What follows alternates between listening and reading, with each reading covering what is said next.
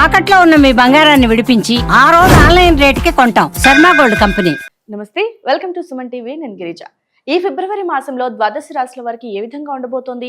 ఫిబ్రవరి 1వ తేదీ నుంచి 15వ తేదీ వరకు, అంటే మనకు ఆల్మోస్ట్ ఒక 15 రోజుల వ్యవధిలో మరి ఏవైనా మార్పులు చేర్పులు జరగబోయే అవకాశం కనిపిస్తోందా? ఒకవేళ ఏవైనా మార్పులు ఉంటే వాటికి చక్కటి పరిహారాలు కూడా ఉండాలి కదా. మరి ఆ విషయాలన్నీ తెలియచేయడానికి ఇవాళ మనతో పాటు ఉన్నారు ప్రముఖ జ్యోతిష్య పండితులు బ్రహ్మశ్రీ నందిపట్ల శ్రీహరి శర్మ గురువు గారు. వారి మాటల్లో తెలుసుకునే ప్రయత్నం చేసిద్దాం. గురువు గారు నమస్కారం. వాగర్థావివ సంపృక్తౌ వాగర్థ ప్రతిపత్తయే జగతః పితరౌ వందే పార్వతీ పరమేశ్వరౌ.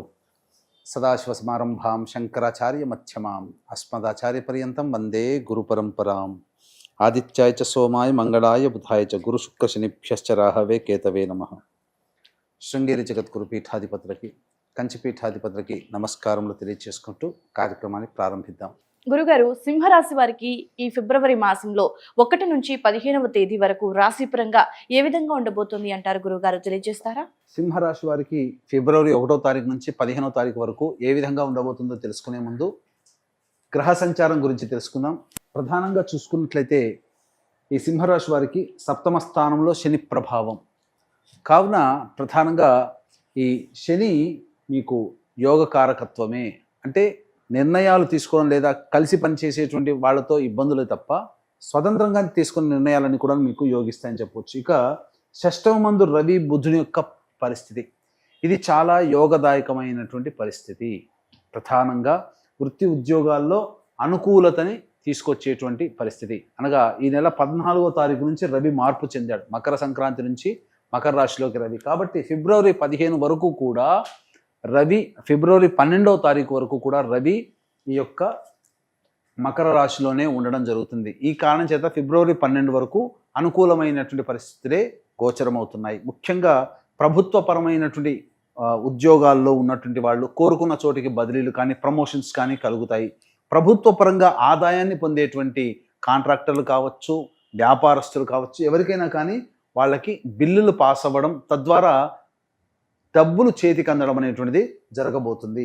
ఇక ముఖ్యంగా 8వ స్థానంలో శుక్రుడు రాహు యొక్క పరిస్థితి, ఈ యొక్క గ్రహస్థితి కారణం చేత ముఖ్యంగా శ్వాస సంబంధంగా ఇబ్బందులు కానీ లేకపోతే వెన్నుముక సంబంధించినటువంటి ఇబ్బందులు కానీ ఎదుర్కొనే అవకాశాలు గోచరమవుతున్నాయి.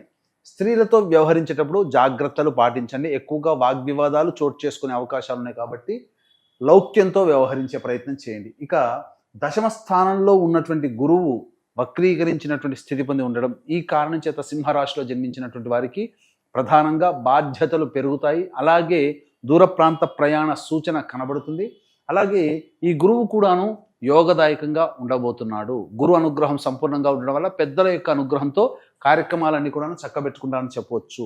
ఇక కుజుడు లాభస్థానంలో యోగిస్తున్నట్టు కనబడుతున్నాడు. కానీ ఈ కుజుని యొక్క ప్రభావం వక్రీకరించినట్టు కారణం చేత 10మ భావ ఫలితాలను కూడా ఇవ్వబోతున్నాడు. ఎప్పుడైతే 10మ భావానికి టచ్ అవుతున్నాడో అక్కడ చేస్తున్నటువంటి వృత్తి, వ్యాపారము, ఉద్యోగము, వీటికి సంబంధించిన విషయాల్లో మార్పులు తీసుకొని వస్తున్నాడు అని చెప్పవచ్చు.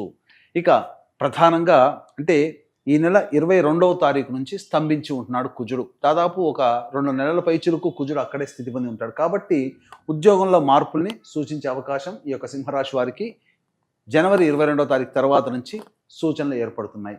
ఇక ముఖ్యంగా గమనించుకున్నట్లయితే ఈ యొక్క సింహరాశిలో జన్మించినటువంటి వారికి చతుర్థాధిపతి అనగా ఈ చతుర్థ నవమాధిపతి అయినటువంటి కుజుడు స్తంభించి ఉండడం లాభస్థానంలోనే.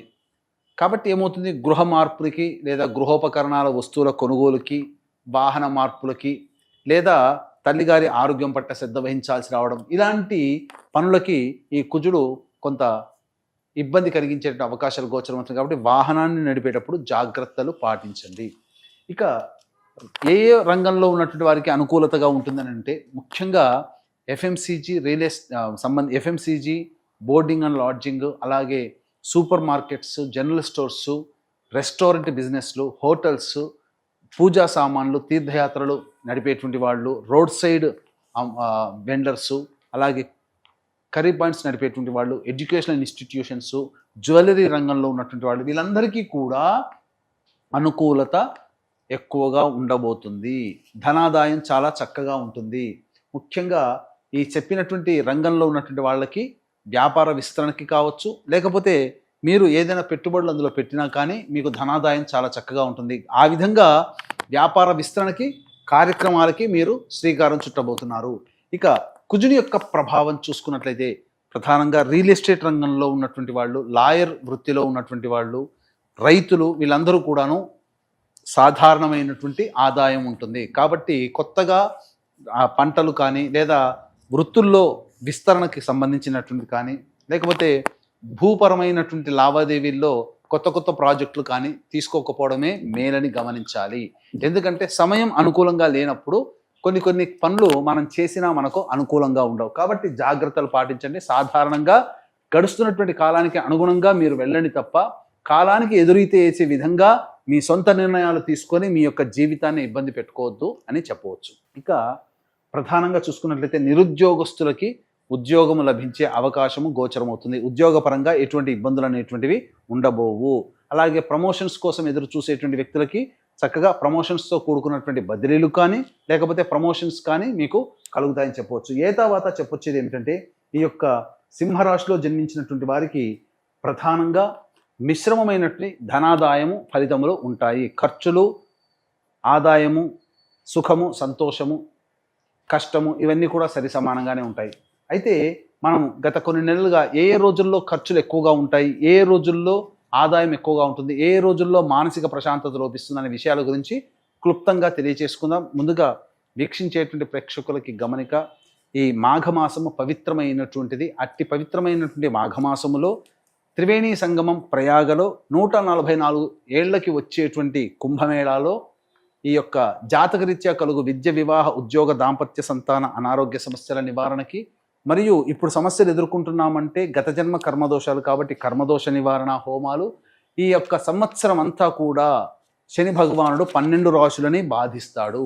కావున ఈ సంబంధించి శనిదోష నివారణ హోమాలు పర్ హెడ్ 2100 రూపాయలకి సర్వదోష నివారణ ప్రాయశ్చిత్త హోమాలలో భాగంగా చేయించడం జరుగుతుంది. అవకాశం ఉన్న వాళ్ళు కార్యక్రమ తదనంతరం కాంటాక్ట్ చేసి మీ గోత్రనామాలు నమోదు చేసుకోవచ్చు. 13వ తారీఖు రోజున పితృ నక్షత్రము మఖా నక్షత్రము. ఆ రోజున మనకు పుష్కరాలు ఎలాగో కుంభమేళా కూడా అలాగే. ఆ రోజున పితృదేవతల ప్రీతి కోసమే భర్త వైపు 3 తరాలు, భార్య వైపు 3 తరాలలో మరణించిన వాళ్ళ ఆత్మతృప్తి కోసం బ్రాహ్మణుని కర్తగా పెట్టి పిండ ప్రదాన తర్పణాది కార్యక్రమాలు చేయించడం జరుగుతుంది. అవకాశం ఉన్న వాళ్ళు కూడా వాటికి నమోదు చేసుకోవచ్చు. ఇక గమనించుకున్నట్లయితే 1వ తారీఖు రోజున గనక చూసుకున్నట్లయితే ప్రధానంగా ఇతరుల యొక్క సహాయ సహకారాలతో మీ పనులను చక్కబెట్టుకుంటారు.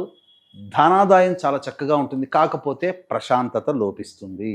ఇక 2, 3, 4, 5 ఈ 4 రోజుల్లో ఈ 4 తారీఖుల్లో కనుక చూసుకున్నట్లయితే 2, 3, 4, 5 తేదీలలో మీకు ఖర్చులు అధికంగా ఉండబోతున్నాయి. మానసిక ప్రశాంతత లోపిస్తుంది. సంతానం మూలకంగా ఖర్చులు, సమస్యలు పెరుగుతాయి. సంతానంతో విభేదాలు పెరుగుతాయని చెప్పొచ్చు. దూర ప్రాంత ప్రయాణాల వల్ల ఏమాత్రం కూడా లాభసాటిగా ఉండదు. మీకు శ్రమతో కూడుకున్నటువంటి ప్రయాణాలు ఉండబోతున్నాయని చెప్పవచ్చు. ఇక 6, 7, 8, 9, 10 తారీఖుల్లో గనక గమనించుకున్నట్లయితే ఉద్యోగ సంబంధమైనటువంటి విషయాల్లో మీకు ఒక నిర్దిష్టమైనటువంటి సమాచారం మీకు లభించబోతుంది. తద్వారా భవిష్యత్ కార్యాచరణ మీరు దృష్టిలో పెట్టుకొని మీరు ముందడుగు వేసే ప్రయత్నాలు అనేవి జరుగుతాయి. ధనాదాయం కూడా చాలా చక్కగా ఉంటుందని చెప్పవచ్చు. ఇక 11, 12 తారీఖులో కనుక చూసుకున్నట్లయితే ప్రశాంతత లేని జీవితాన్ని పొందుతారు. నిద్ర లేని రాత్రులు ఆ 2 రోజులు గడపాల్సినటువంటి పరిస్థితి. ఖర్చులు కూడా అధికంగా ఉంటాయని చెప్పవచ్చు. ఇక 13, 14 తారీఖుల్లో కనుక చూసుకున్నట్లయితే విందులు వినోదాల్లో పాల్గొంటారు. స్నేహితుల్ని కలుసుకుంటారు. బంధువులతో ఆనందంగా సమయాన్ని కేటాయిస్తారు. రెస్పాన్సిబిలిటీస్ని పూర్తి చేసుకుంటారు. ఒక బాధ్యతని మీరు పూర్తి చేసుకుంటారని చెప్పవచ్చు. ఇక 15వ తారీఖు రోజున మాత్రము కుటుంబ సభ్యులతో వాగ్వివాదాలు చోటు చేసుకోకుండా జాగ్రత్త పడండి. ఖర్చులు కూడా అధికంగా ఉంటాయని చెప్పవచ్చు. అలాగే ఏదో ఒక తెలియని బాధ మిమ్మల్ని ఆ 15వ తారీఖు రోజున మిమ్మల్ని పీడిస్తుందని చెప్పవచ్చు. ఓకే గురుగారు, సింహరాశి వారి రాశి పరంగా 15 రోజులకు సంబంధించి ఏ విధంగా ఉంటుందో తెలియజేశారు కదా. మరి వారి పరిస్థితుల నుండి, సమస్యల నుండి బయటపడాలంటే చక్కటి పరిహారాన్ని తెలియజేస్తారా గురుగారు? తప్పకుండానమ్మా. ఈ సింహరాశిలో జన్మించినటువంటి వారు ఈ 15 రోజుల పాటు సర్వదేవకృత లక్ష్మీ స్తోత్రము లేదా ఇంద్రకృత లక్ష్మీ స్తోత్ర పారాయణము మరియు కాలభైరవాష్టక పారాయణము, సుబ్రహ్మణ్య భుజంగ స్తోత్రము, ఇవి 3 ప్రతిరోజు పారాయణం చేసినట్లయితే సమస్యల నుంచి బయటపడతారని చెప్పవచ్చు. ఇంతకు మించి సమస్యలు అధికంగా ఎదుర్కొంటున్నట్లయితే మీ యొక్క జన్మ జాతకంలో నడుస్తున్నటువంటి గ్రహ దశాంతర దశల యొక్క ప్రభావాలు. కావున దగ్గరలోని మంచి ఉపాసనాపరులైనటువంటి జ్యోతిష్యుని సంప్రదించి వారి సలహాలు సూచనలు కనుక పాటించినట్లయితే మరింత మెరుగైన జీవితాన్ని పొందుతారని తెలియజేస్తాను. ఓకే గురుగారు, రాశిపరంగా ఏ విధంగా ఉంది, పాటించాల్సినటువంటి పరిహారాలను కూడా వీక్షకుల కోసం చాలా చక్కగా తెలియజేశారు గురుగారు. ధన్యవాదాలు. సర్వం శ్రీ ఉమామహేశ్వర పరబ్రహ్మార్పణమస్తు.